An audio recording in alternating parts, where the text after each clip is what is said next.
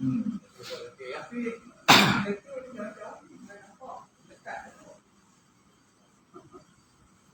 dalam membantu Ji, insyaAllah.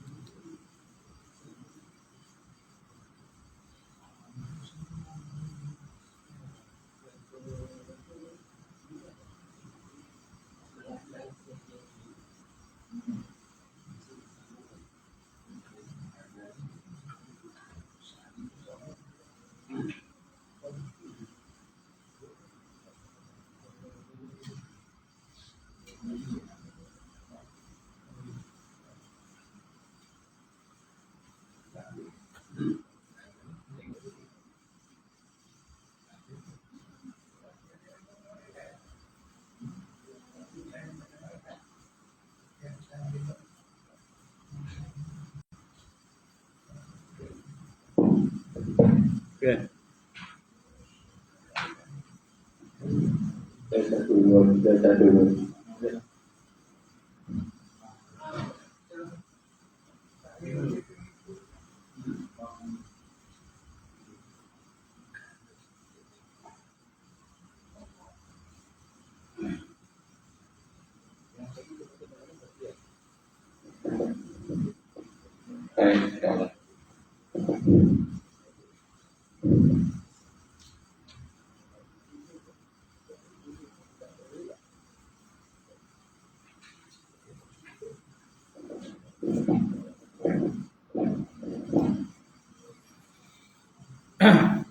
Kita mulakan kuliah Maghrib malam ini insyaAllah dengan kita sama-sama baca umur kitab ila hadratin Nabi Muhammad Mustafa Rasulullah sallallahu alaihi wasallam wa ala al-kiram as-sahabah syamil Fatihah. A'udzu billahi minasyaitonir rajim. Bismillahirrahmanirrahim. Alhamdulillahi rabbil alamin. Ar-rahmanir rahim. Maliki yaumiddin. Iyyaka na'budu wa iyyaka nasta'in. Ihdinas siratal mustaqim. Siratal ladzina an'amta 'alaihim ghairil maghdubi 'alaihim waladdallin.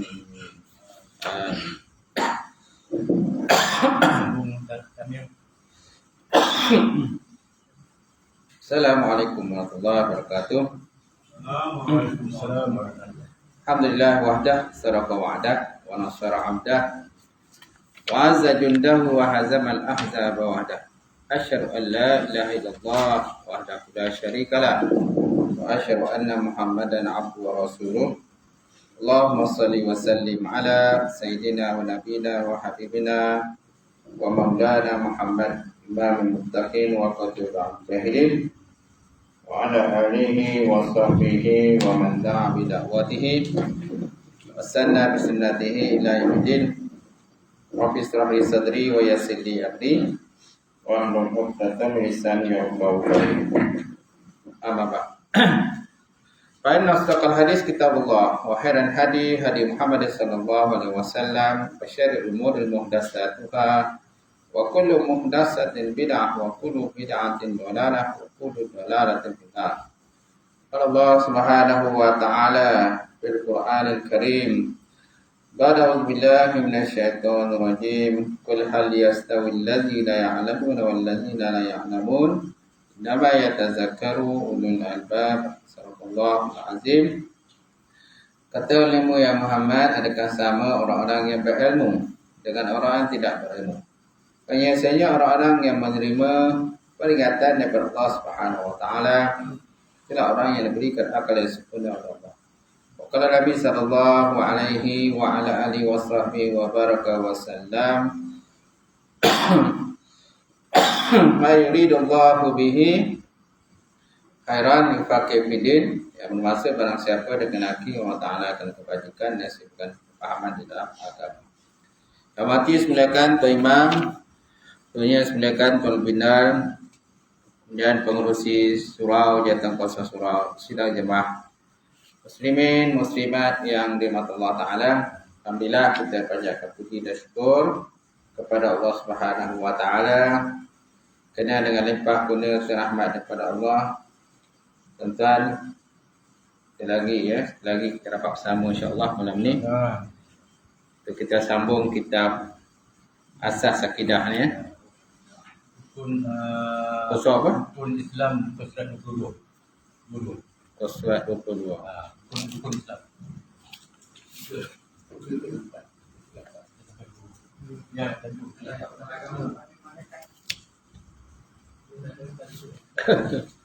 Kitab ni tau ni.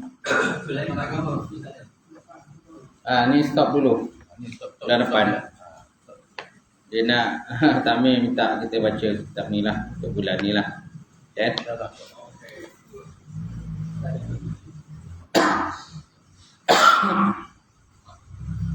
Baik, lihat kepada rukun Islam. Rukun Islam. Okay. Jadi apakah dikatakan rukun? Apakah dikatakan Islam? Jadi rukun Islam ni gandingan antara rukun dengan Islam lah. Mudhaf dan mudhafun ilaih. Rukun Islam. Mudhaf, istilah dalam bahasa Arabnya mudhaf. Islam tu mudhafun ilaih, rukun Islam. Rukun maksudnya asas atau dasar lah. Atau tonggak. Kan? Tonggak, atas, asas, dasar, ataupun kata piling lah. Kalau kita buat bangunan tu piling lah kan. Macam ada piling dia kan, asas dia kan. Jadi kalau tak ada asas tu dia rosak lah dia. Jadi Islam hukum mana asas ataupun dasar.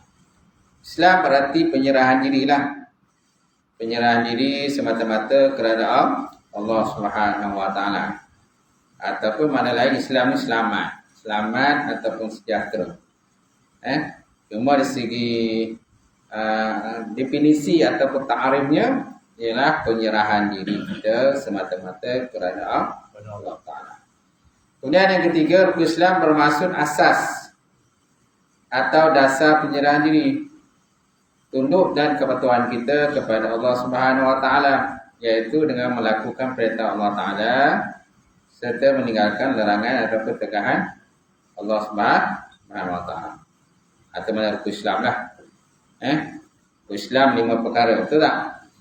Bunya Islam ala khamsin, ada hadis menyatakan Islam tu di mana di atas 5 perkara.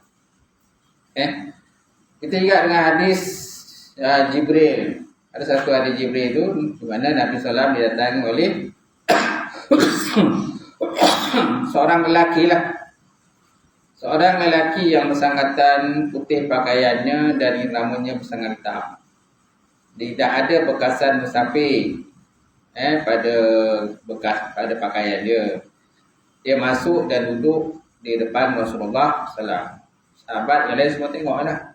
Masing-masing tak kenal lah siapa tu.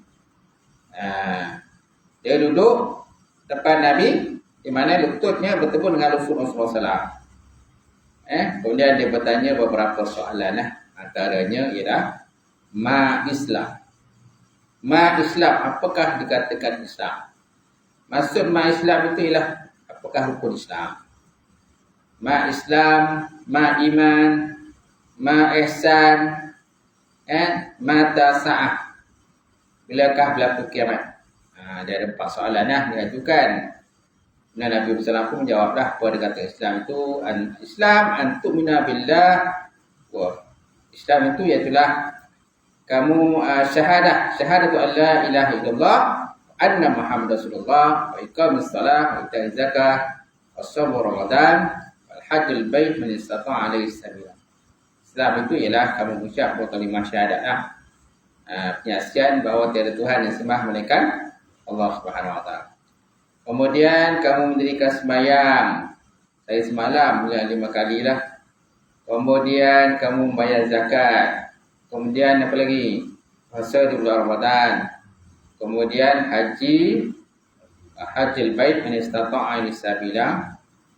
Haji ke Baitullah bagi orang yang mampu pergi ke sana. So, ada banyak soalan lah. Dan akhirnya bila dah habis soalan tu, semua jawapan telah dijawab oleh Nabi SAW, maka dia pun pergi. Lalu Nabi SAW pun tanya dengan para sahabat, kenal tak siapa yang datang tadi? Semua tak kenal. Semua tak kenal. Mereka menjawab, Allah wa rasuluhu a'lam. Allah dan Rasulnya lebih tahu. Kami semua tak tahu siapa. Maka Nabi kata, Haza Jibril. Itulah Jibril yang datang kepada kamu, yang mengajar tentang agama kamu. Wa'allimakum dinakum. Dia mengajar kamu tentang agama kamu lah. Itu hadis Jibril berkenaan dengan Islam, iman dan sebagainya. Baik, apakah dalil naklinya? Ni dalil naklinya. Rukun Islam tadi riwayatkan oleh Sayyidina Umar Ibn Khattab radhiyallahu ta'ala anhu, qala Rasulullah qala Rasulullah Islam wa anta syara'an la ilaha illallah wa anna Muhammadar Rasulullah wa tuqimus salat wa tu'iz zakat wa tasumu Ramadan wal hajjil bait man istata'a alaihi sabila. Islam tu itulah mengucap dua kalimah syahadat, tiada Tuhan disembah melainkan Allah, Muhammad Rasulullah, beriman, menunaikan sembahyang, menunaikan zakat, haji, puasa bulan Ramadan dan haji ke Baitullah bagi orang yang mampu pergi ke sana. Itulah hadislah. Jadi setiap perkara penting dalam Islam ni di mesti ada dalil. Sama ada Quran ataupun hadis Rasulullah sallallahu alaihi wasallam. Kemudian Islam ada 5 perkara, iaitulah pertama mengucap kalimah syahadat. So, apakah dikatakan mengucap kalimah syahadat? Pengakuan seseorang tentang ketuhanan Allah Subhanahu Wa Taala yang Maha Esa dan kerasulan Nabi Muhammad sallallahu alaihi wasallam. Syahadah ni pengakuan, ikrar. Kemudian dua kalimah syahadah juga menyebab seorang itu diperaku dan dikenali sebagai Muslim. Kalau dia tidak mengucap, macam mana kita nak kata dia Muslim? Dia mestilah dia punya istilah kita lesennya nak ngaku kita nak iktiraf orang Islam tu, iaitulah dua kalimah syahadah lah. Dari segi mulut lah, dari segi hukum syarak. Tapi daripada segi hukum dunia, dia mestilah ada surat dokumentasi dia menyatakan dia dah mengucap kalimah syahadah. Dokumentasi kan, surat pengakuan atau kad Islam lah. Surat pengakuan atau kad Islam. Macam kita ni memang kita la ilaha illallah Islam dah. Dekat IC kita dah tulis Islam kan? Kad Islam. Jadi tak perlulah kad Islam lagi. Kerana Islam yang perlu kat Islam ni ialah golongan-golongan mu'allaf. Orang mu'allaf dia asalnya bukan Islam, agama lain, Hindu, Buddha ke Kristian dan sebagainya. Kemudian dia dapat taufik hidayah, masuk Islam. Datanglah pejabat agama mengucap kalimah syahadah. Jadi dari segi peraturannya nak ngaku orang Islam mesti ada istilah kita suap beranak lah. Istilah kita ni suap beranak kan. Dia tak suap beranak suap beranak itulah kat Islam dia. Kat Islam dia. Ataupun dia pergi dekat, dia dapat kat Islam tu ataupun surat menyatakan Islam, dia pergi ke JPN terus tukar pada IC-nya Islam. Bila dah pada IC Islam, tak perlu kat Islam lagi. Jadi kalau pada IC-nya belum Islam, tu yang perlukan kat Islam untuk mengesahkan bahawa dia dah masuk Islam. Baik. Kemudian dua kalimah syahadah adalah anak kunci syurga. Anak kunci syurga. Jadi nak masuk syurga mesti ada dua kalimah syahadah. Pertama sekali kita nak meninggal dunia, kita nak mati, kita pun bersyahadah. Ini ada sebagai lesen lah untuk kita masuk dalam syurga Allah Subhanahu Wa Taala. Dan dua kalimah syahadah ni kalau ditimbang antara dunia dan isinya, kalau ditimbang dua kalimah syahadah sebelah kiri atau sebelah kanan, kemudian di sebelah kiri kita letak dunia dan segala isinya. So maka mana lebih berat? Maka sudah tentu lebih beratlah kalimah syahadah berbanding dengan dunia dan segala isinya. Baik, kemudian yang keempat, seorang itu wajib mengucap kalimah syahadah untuk menjadi seorang Muslim. Kita digalakkan mengulang-ulang dan sentiasa memperbarui ucapan dua kalimah syahadah. Kita digalakkan mengulang-ulang, terutama sekali dalam solat lah. Jadi kalau dalam solat tu memanglah kita mengulang-ulang, betul tak? Kalau siapa tak solat, macam mana dia nak mengulang-ulang? Sekali lah dia cakap macam tu je. Mungkin waktu kecil tu mungkinlah dia pernah ngaji ke apa sebagainya. Bila dah besar tak semayang, tak semua tak. Jadi macam mana nak mengulang-ulang? Mungkin semayang pun boleh lupa. Walaupun sembahyang ni kita nampak macam mudah je. Tapi kalau dah bertahun-tahun tak sembahyang, kan, 20 tahun tak sembahyang, dia boleh lupa. Dia tak ingat lagi lah. Apa bacaan dia pun dia tak ingat lagi. Apalagi kalau dia berada di negara yang bukan Islam, negara kafir. Dia bekerja di sana, masa tinggal sana. Lepas tu dia tak ada tempat untuk mengamalkan Islam. Jadi lama-kelamaan Islam dalam dirinya akan hilang macam tu. Dia lupa lah. Nak mengaji pun dia akan lupa, nak solat pun lupa dan sebagainya. Okay? Jadi kita beruntunglah tuan berada dalam negara Islam. Kita beruntung. Baik, seterusnya dalil nakli mengucap kalimah syahadah. Okay. Ini yang kedua, yang atas tadi pun dalil juga. Dan ini pun dalil juga.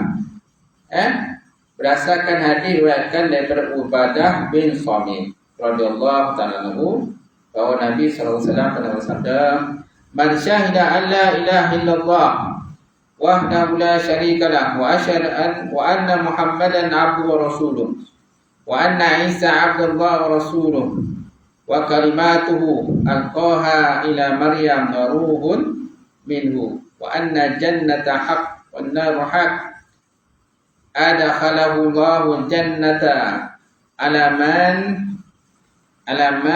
kana minal amal." Adakhalahu Allahu jannata alaman kana minal amal. Yang maksudnya Nabi SAW pernah bersabda, "Man syahida," barang siapa bersaksi, "an la ilaha illallah wahdahu la syarikalah," bahwa Tuhan tiada Tuhan disembah melainkan Allah. Wahdah, esa. Allah Ta'ala yang esa, la syarikalah, tiada sekutu baginya. Wa anna Muhammadan abduhu wa rasuluh, dan sungguhnya Muhammad itu hambanya dan rasulnya. Wa anna Isa abdullah, dan Nabi Isa itu ialah hamba Allah. Wa rasuluhu, dan rasulnya. Wa kalimatuhu, dan kalimahnya Allah. Alqaha ila Maryam, yang dicampakkan, dilontarkan akannya ke dalam diri Siti Maryam. Wa ruhun minhu, dan dia juga tiupannya ruh dan Allah Ta'ala. Wa anna jannata haq, sesungguhnya syurga itu adalah benar. Wa naru haq, neraka pun benar. Adakhalahu Allahu jannah, Allah Subhanahu wa Ta'ala akan memasukkan dalam syurga alama, di atas apa yang ada ia seseorang itu daripada amal dia. Allah Ta'ala pasti masukkan dia ke dalam syurga sesuai dengan amalannya lah. Amalan apa yang dilakukannya. Okay? Jadi ini merupakan dalil yang kedua lah berkenaan dengan syahadah. Kalau yang dalil yang pertama tadi dicampur syahadah, sembahyang, zakat, puasa, haji kan, dicampur. Yang ini dia khusus berkenaan dengan syahadah. Siapa yang bersyahadah, yang bersaksi dari Tuhan disembah melainkan Allah, Muhammad itu adalah Rasulnya. So, matlamat mengucap kalimah syahadah. So, apa matlamatnya? Apa matlamat mengucap kalimah syahadah? Pertama, melaksanakan hak-hak Allah Subhanahu Wa Taala seperti taat dan patuh, melaksanakan suruhannya dan meninggalkan larangannya. Okey. Jadi bila kita dah mengucap dua kalimah syahadah, tuan-tuan, maknanya kita dah terikat. Kita telah terikat dengan undang-undang Islam, dengan syariat Allah Subhanahu Wa Taala. Sebelum kita bersyahadah, kita tak terikat. Kita bebaslah nak buat apa seperti kita lah. Tak terikat kan? Halal haram dan sebagainya tak terikat. Tapi bila dah bersyahadah, dah terikat lah. Dikatakan taklif. Sudah ditaklifkan hukum atas diri kita, maknanya dibebankan hukum lah. Taklif maksud bebankan hukum. Kalau kau tak nak beban hukum, tak payah masuk Islam. Jadi bila dah masuk Islam, terbeban hukum. So benda yang haram kena tinggalkan, benda yang wajib kena buat. Tak boleh kita beralasan, aku tak nak buat, malah dah buat, sedangkan dia telah ditaklifkan bersyahadah pengakuan. Dia tak boleh beralasan, malas, letih, kan? Kasihlah orang lain buat, aku tak payah buat, kan? Sebab ini adalah fardu ain. Apa maksud fardu ain? Fardu ke atas setiap diri, kan? Fardu ain kan fardu ke atas setiap diri, fardu ain. Kalau fardu kifayah itu dia bukan fardu pada setiap diri. Cukup seorang buat, dia dah selesai lah. Contohnya sembahyang jenazah, kan? Ataupun ada orang mati, cukup seorang menguruskan, dia selesai.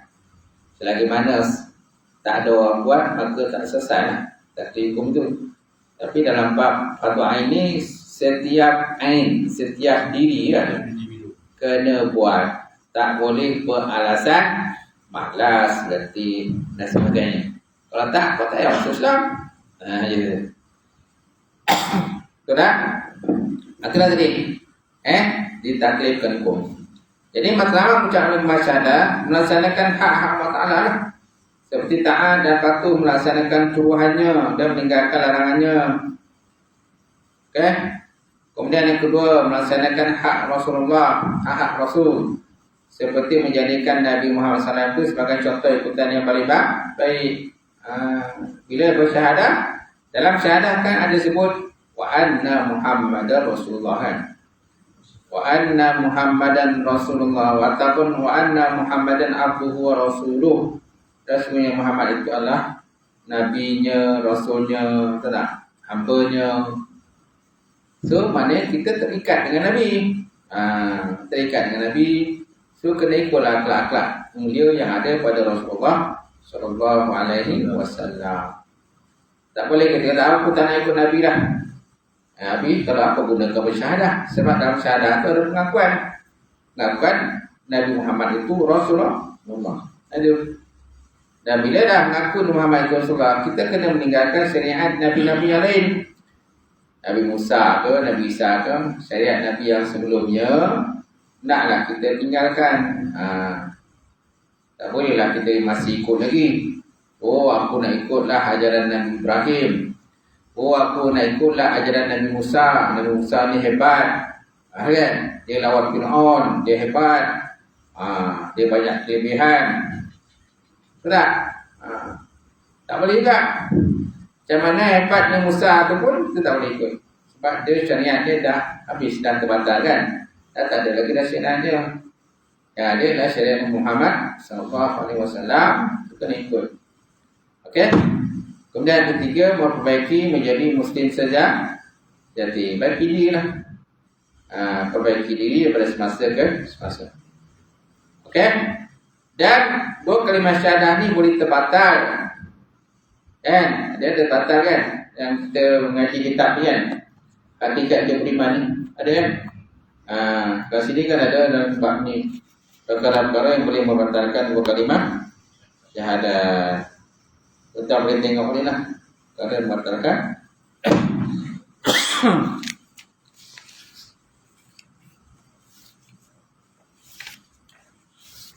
Saya tidak ingat nombor apa, tapi adalah perkara yang membatalkan 2 kalimah syahadat. Contohnya halalkan benda diharamkan. Batal. Buka surat apa tu? Okey, buka surat 13. Perkara-perkara membatalkan 2 kalimah syahadat. Ada itu kan? Contohnya bertawakal, pengantuk pada selain kepada Allah Ta'ala. Apa lagi? Tidak mengakui nikmat zahir dan batin. Semua adalah kurnia kepada Allah Ta'ala, tapi kita tak mengakui nikmat itu. Kemudian ketiga, apa lagi? Beramal kerana yang lain kepada Allah Ta'ala. Beramal kerana yang selain daripada Allah. Yang keempat, memberikan hak secara mutlak kepada yang lain kepada Allah Ta'ala. Okey. Yang keempat ni dia ada pecahan lagi. Dia ada A, B, C, D kan? E, F, G. Banyaklah. Okey, banyak tu. Ni perkara-perkara boleh membatalkan 2 kalimah syahadat. Okey. Jadi dalam kitab akidah As-Saqidah ni dia tak adalah yang sebut matlamat mengucap 2 kalimah syahadat saja. Kemudian mendirikan solat. Mendirikan solat. Solat adalah ibadah yang terdiri pada beberapa perkataan dan perbuatan. Yang dimulai dengan takbiratul ihram, Allahu Akbar, dan diakhiri dengan salam. Af'alun, aqwalun wa af'alun. Perkataan dan juga perbuatan yang dimulai dengan takbir dan disudahi dengan salam. Itu dikatakan solat. Solat segi bahasa doa. Solat segi bahasa doa lah. Jadi boleh kata solat kerana dia mengandungi doa.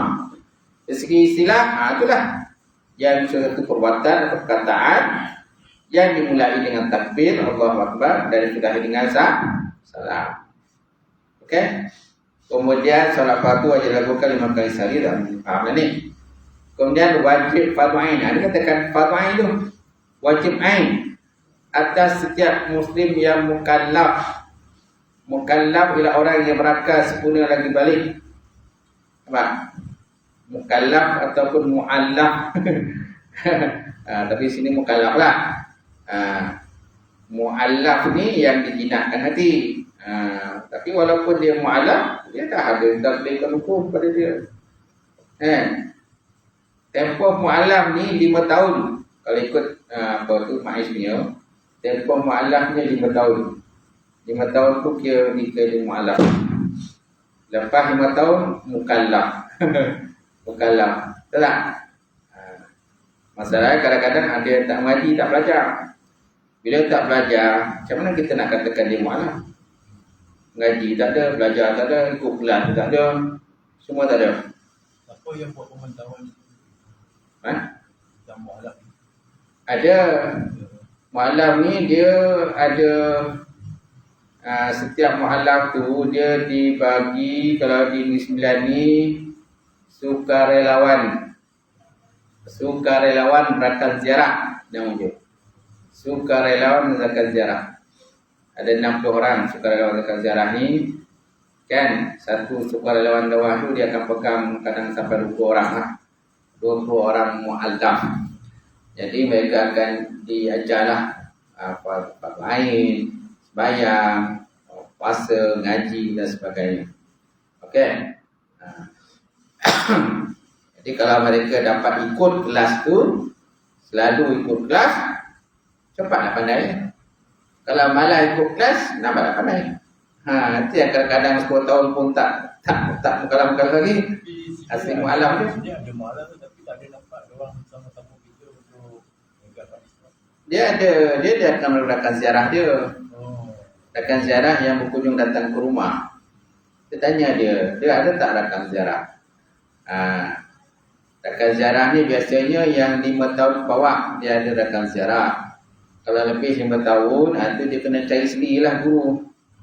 Cari guru, cari ustaz, ustazah, belajar. Macam tu. Kalau bawah 5 tahun, dia mengucap syahadah, dia ada rakan ziarah. Dia datang ke rumah, mengajar, mengaji Quran dan Iqra dan sebagainya. Okey? Kalau dia tak mengaji, dia lah rugi dia. Dan dibagi rakan ziarah tapi tak nak mengaji. Macam bantuan kita salur tu, tapi kita nak tahu dia macam mana tentang dia punya perkembangan ni, boleh ke tak? Atau kita nak bagi bantuan? Boleh lah. Kita tanya dia. Boleh lah. Boleh ya? Tanya lah dia. Kan? Okey? Jadi wajib patuhin atas setiap Muslim yang mukallaf. Mukallaf ialah orang yang berakal, sempurna lagi balik. Tapi kalau tak mengaji, sampai bila nak jadi mukallaf? Mu'allaf sampai bila mu'allaf? Tapi kalau kita ni memang mak ayah kita ni Islam, mana umur 15 tahun lelaki, 9 tahun untuk perempuan, maka dah dia mukallaf. Dah jadi mukallaf dah. Bukan mu'allaf. Kita mak ayah kita Islam, dia tak ada Islam mu'allaf bagi kita lah. Yang istilah mu'allaf untuk yang orang yang ke Islam, masuk Islam, itu ada istilah mu'allaf. Okey? Kemudian wajib solat dan wajib dirikan adalah solat subuh, solat zuhur, asar, maghrib, isyak dan itulah 5 kan? 5. Solat subuh, solat zuhur, solat asar, solat maghrib, solat isyak. Tapi bukan setakat itu saja. Setiap benda-benda berkaitan dengan solat ni pun kena belajar. Apa yang berkaitan dengan solat, sah, batal dan sebagainya, rukun solat, ada 13 perkara kan.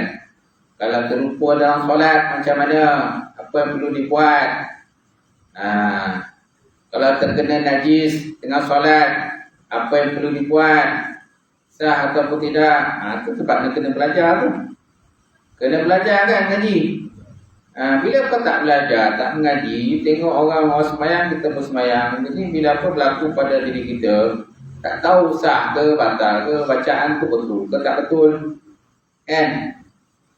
Bacaan betul ke tak betul. Fatihahnya betul ke tak betul. Main baca yang itu kan? Sebab tak ada orang yang nak menilai. Bila ada orang yang menilai, baru dah tahu Fatihah ni tak betul, Fatihah dia. 20 tahun sembahyang tapi Fatihah tak betul kan? Baik, seterusnya dalil nanti mendirikan solat. Firman Allah Subhanahu wa taala Quran, "Fa idza qadaytumus shalah fazkurullaha qiyaman wa qu'udan wa 'ala junubikum. Fa idza ma'nantum fa aqimus shalah. Inna sholata kanat 'alal mu'minina kitaban mawquta." Ya, bermaksud surah An-Nisa, Faiza qadaytumus shalah, bila kamu selesai mendirikan sembahyang, fazkurullah, maka hendaklah kamu berzikir kepada Allah, ingatkan Allah Taala. Qiyaman wa qu'udan, sama ada secara berdiri, wa qu'udan atau duduk, wa 'ala junubikum ataupun kamu berbaring. Faiza tuma'nantum, kemudian apabila kamu telah merasa tentram ataupun aman, maka dirikan salat. Faqimus salat. Inna salata kanat 'alal mu'minina kitaban mawquta. Sungguh sembahyang itu adalah kepada orang beriman itu satu kewajiban yang tertentu waktunya. Satu benda wajib yang mesti dibuat, dilakukan. Jadi kalau ada anak-anak kita kan, cucu-cucu kita tak solat, sedangkan dia dah akhir balik, so kita kena bagi tahu lah, ingatkan dia bayang. Itu dah dia tanggungjawab kita lah. Kalau dia berada bersama dengan kita. Kalau dia tak bersama dengan kita, dia berada dengan mak ayah dia, itu tanggungjawab mak ayah dia. Tapi kalau dia tinggal kita kan, walaupun dia cucu kita, dia tinggal kita, dia dah akhir balik, so kita kena lah bagi nasihat kalau mereka itu tidak mendirikan solat. Baik. Kau kepentingan kita solat. Solat membezakan antara muslim dengan kafir. Solat membezakan antara muslim dengan kafir. Sebab cara kaedah ibadah berbeza. Kaedah berbeza, kaedah Islam punya ibadah berbeza dengan kaedah orang kafir. Orang Kristian punya ibadah ada lain. Orang Yahudi punya ibadah ada lain. Betul tak? Agama-agama lain, Hindu, Buddha dan sebagainya. Jadi cara agama mereka lain. Jadi yang membezakan ialah solat. Sebab dalam solat tadi adanya berdiri, adanya ruku, adanya sujud, adanya duduk antara dua sujud, adanya tasyahud. Betul tak? Jadi agama lain itu tak ada. Yang ada mungkin tunduk lah. Tunduk, sujud tu mungkin ada lah. Jadi sujud pada berhala mereka lah. Mereka sujud pada berhala. Kita sujud kepada Allah Ta'ala. Baik, kemudian solat dapat mencegah seorang pada melakukan perkara keji dan mungkar. Solat dapat mencegah seorang daripada perbuatan keji dan mungkar. So kalau seadanya mereka solat tapi masih lagi buat benda yang keji dan mungkar, so macam mana? Macam mana? Tetap naklah mereka itu terus mendirikan solat. Kan? Okay? Tetap perlukan solat. Sehinggalah sampai satu hari nanti solat tadi berjaya mencegahnya daripada perbuatan keji dan mungkar. Kemudian yang ketiga, solat mendekatkan diri seorang kepada Allah Ta'ala. Allah Ta'ala yang maha pencipta. Kemudian yang ketiga, zakat, mengeluarkan zakat. Zakat ialah mengeluarkan sebahagian daripada harta yang tertentu kepada orang yang berhak menerima dengan syarat-syarat tertentu. Okey? Kemana zakat dari segi syarat? Dari segi bahasa, syarat. Zakat segi bahasa apa dia? Bersih. Bersih ataupun bertambah. Zakat dari segi bahasa. Bersih ataupun bertambah.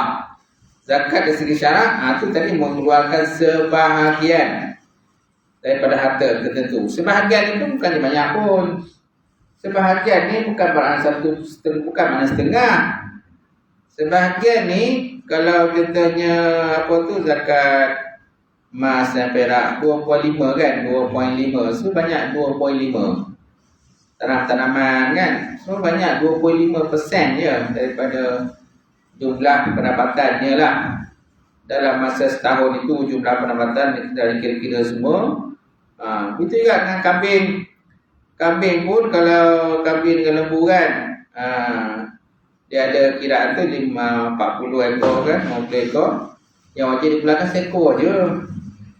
Bukannya akan wajib dipulangkan kalau 40 ekor kambing dia dalam tahun tu. Bukan wajib dipulangkan sampai setengah. 20 ekor wajib zakat.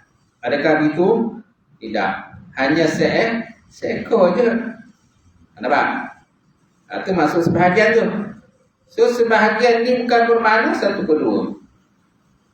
Itu kena faham. Kalau nispun 1/2. Kalau ba'dun maknanya sebahagian. Sebahagian itu bukan bermakna 1/2. Kurang daripada 1/2 kemudian. Tak? Contohlah kita menyapu dalam kita rukun, dalam rukun wudu, salah satunya ialah menyapu sebahagian kepala. Kan dia kata menyapu sebahagian kepala. Masuhu ba'dur ra'si. Ba'dur ra'si, menyapu sebahagian kepala. Sebahagian kepala bukan maknanya 1/2 kepala. Malah 1/3 helai pun cukup. Ada pula kitab menyatakan sehelai je. Sehelai tu pun dah kira dah lepas.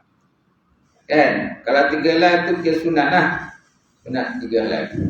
Sekurang-kurangnya ada kitab tu kata sekurang-kurangnya 3 helai. Jadi bukan makna sebahagian kepala tu 1/2 kepala tu kita kena masuk. Kita kena faham kan?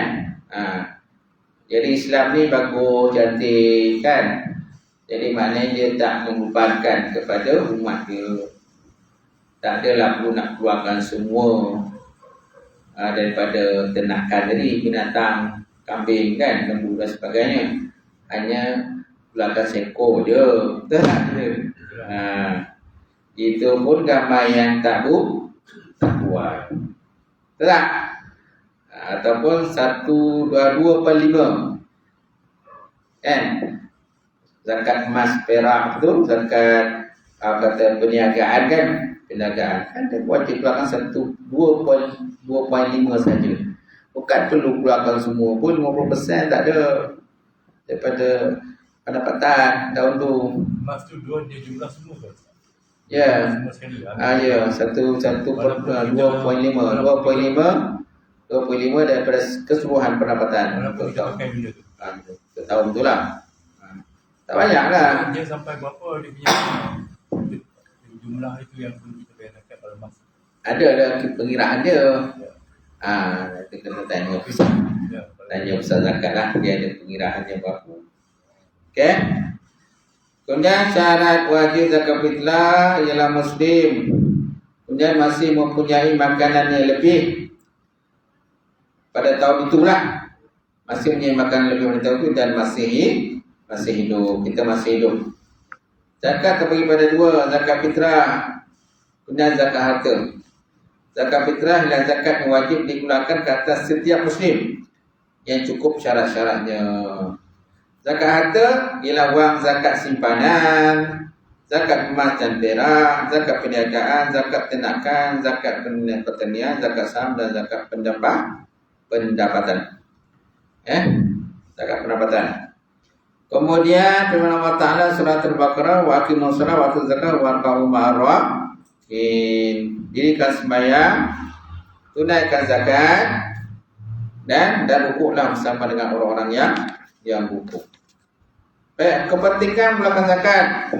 Zakat adalah lakukan dengan ikhlas untuk membantu orang Islam.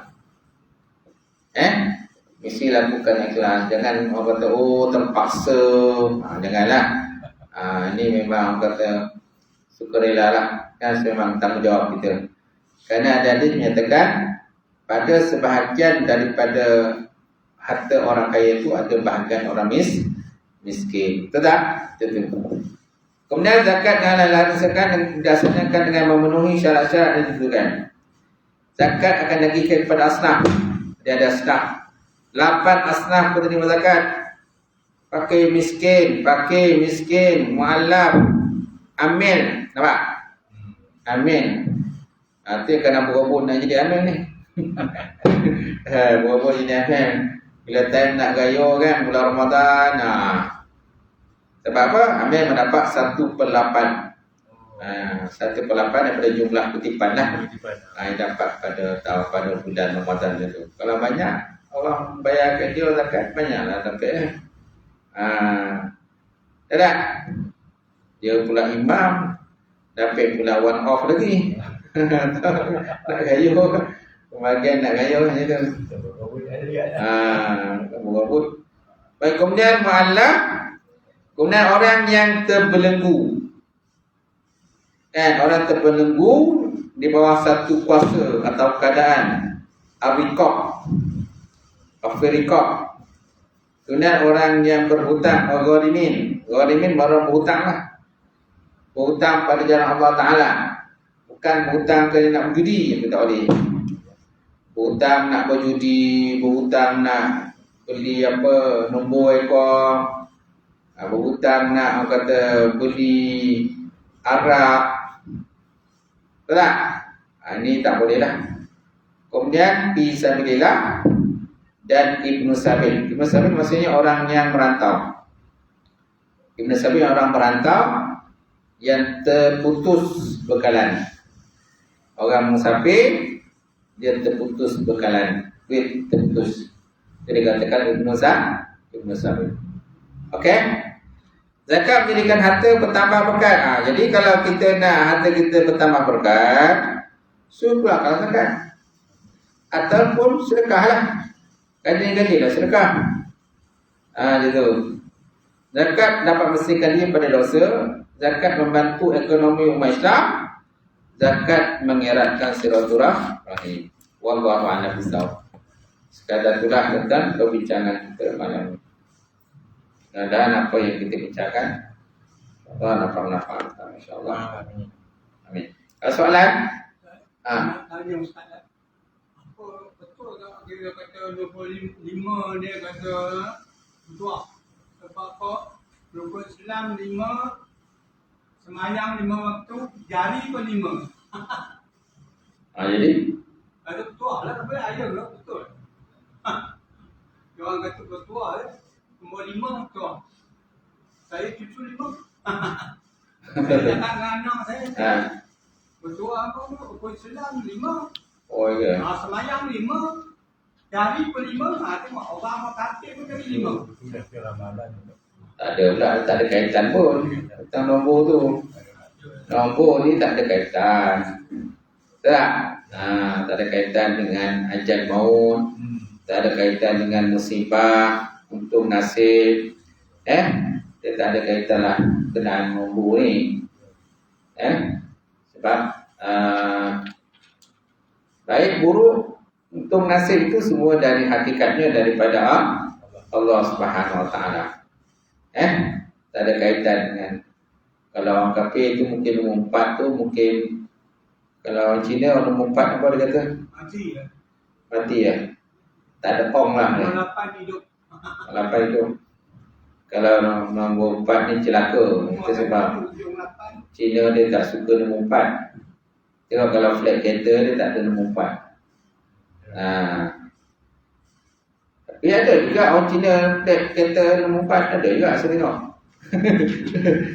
Saya tak percaya sangat lah pada ramalan-ramalan nombor tu. Ramalan je. Ramal kan ramal. Ramalan. Ramal je. Bukannya betul pun. Tak pasti betul. Tak. Gitu. Tak ada ong ni kan. Oh ini nombor ada ong. Nombor 8 ada ong. Nombor 6 ada ong. Nombor 4 oh tak ada ong. Tak adalah kita Islam pun tak boleh percaya dengan nombor. Sebab kadang-kadang kita banyak je nombor 4 juga. Kadang-kadang kita pergi mana-mana program kan dapatlah nombor 5. Siapa kemudian cabutan bertuah nombor kita nombor 5 tak naik juga. Nombor naik kita dapat nombor 5. Tapi bila cabut dia bersikap lah apa benda, nombor kita tak naik juga. Kata nombor 5 ni bertuah tapi tak bertuah juga. Betul tak? Betul. Jadi percaya macam tu tak boleh lah. Jadi tidak akan ramai sangat nak nombor 5. Kalau semua nak nombor 5, datang kat sekolah, budak sekolah kan, budak-budak semua nak nombor 5, cikgu. Tapi siapa nak nombor 1? Semua nak nombor 5. Sedangkan pelajar ada 30 orang pelajar dalam satu kelas.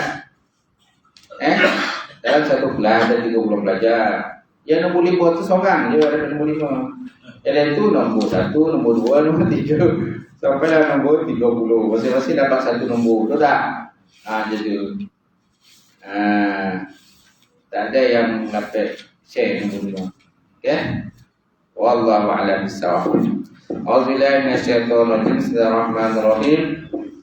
Alhamdulillah rabbil alamin wassalatu wassalam ala asyrafil mursalin wa ala alihi washabbihi ajmain. Allahumma zidna ilman nafi'an wa yaqinan shadiqan wa amalan mutaqabbalan rizqan halalan wa barakatan katsira wa ziyadatan ya'alimna wa lana qulubana bi nuril manfaataka wa qana'at al-qim.